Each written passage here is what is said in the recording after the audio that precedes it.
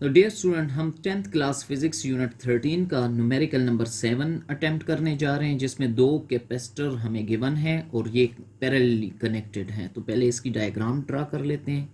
Capacitor first, capacitor second, इसको circuit में connect कर देते हैं।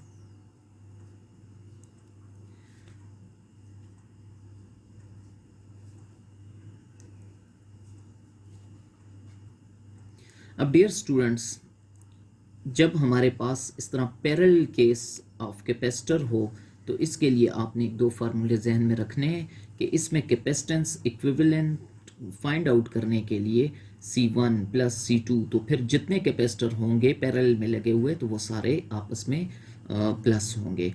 और सेकेंडली यहाँ पे V1 is equal to V2 is equal to V3 is equal to V, means के ये वोल्टेज जो फर्स्ट को वोल्टेज मिल रही है वो सेकंड को, थर्ड को, जितने भी होंगे वो वोल्टेज बराबर होगी।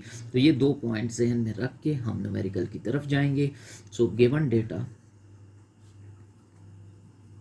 इसमें हमारे पास capacitance of first capacitor,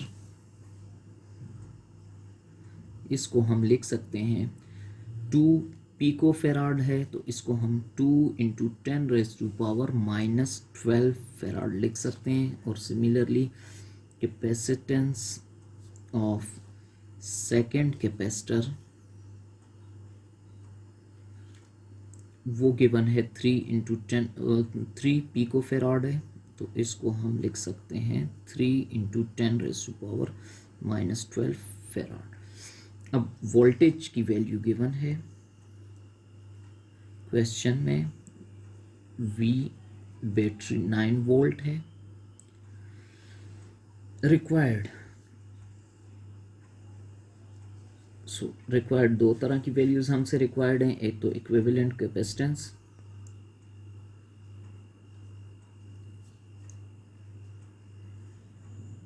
equivalent capacitance को हम C इक्विवेलेंट लिख सकते हैं, और फिर चार्ज ऑन ईच कैपेसिटर,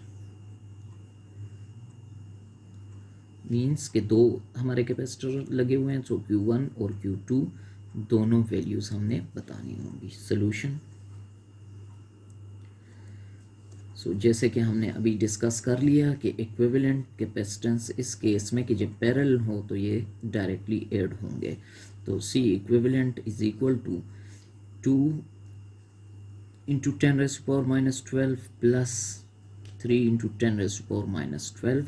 तो C इक्विवेलेंट को हम लिख सकते हैं 5 इंटू 10⁻⁻12 फेराड, या फिर C इक्विवेलेंट को 5 पिको फेराड हम लिख सकते हैं। ठीक है, सो ये इक्विवेलेंट कैपेसिटेंस यहाँ तक। अब सेकेंड पार्ट में हम अटेम्प्ट कर रहे हैं चार्ज के लिए इसको।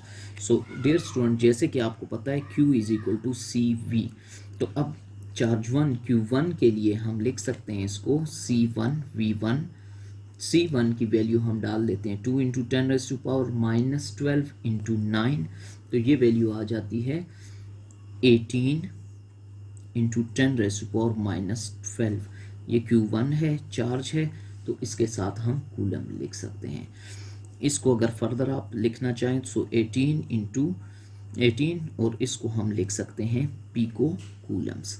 सिमिलरली Q2 को हम लिख सकते हैं C2 इंटू V, तो C2 की वैल्यू है हमारे पास 3 इंटू 10⁻⁻12 इंटू 9, इसको फाइनल लिख सकते हैं 27 into 10⁻⁻12 which is equal to 27 pico coulomb. यहाँ तक ये न्यूमेरिकल कंप्लीट हो जाता है।